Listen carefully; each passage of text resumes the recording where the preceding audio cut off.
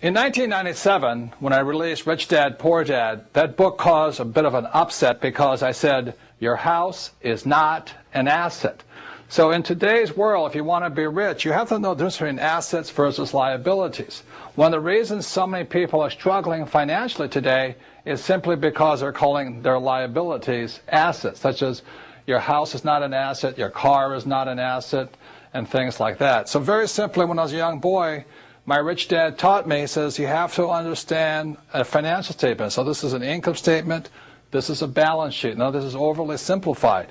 He says, what creates something to be an asset is very simply assets, cash flow money into your pocket. And a liability takes money from your pocket. So for most people, their houses are not assets or liabilities because every month it takes money to live in that house. Even those who say, well, I don't have any debt on my house, I've paid it off. Look, you still have insurance, still have upkeep, you still have maintenance. So let me explain this. I'm not saying don't buy a house or don't buy this and all this. I said if this is a house and I rent the house out and every month it's putting money in my pocket more than my expenses, then that house is an asset.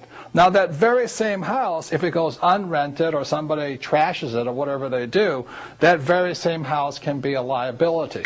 So a house can be an asset or a liability depending upon the most important word in business. It's called cash flow. Once again, if cash flows into your pocket, it's an asset. If cash flows out, it's a liability. Think of it this way. If you stop working today, how much cash keeps flowing in? That's from assets.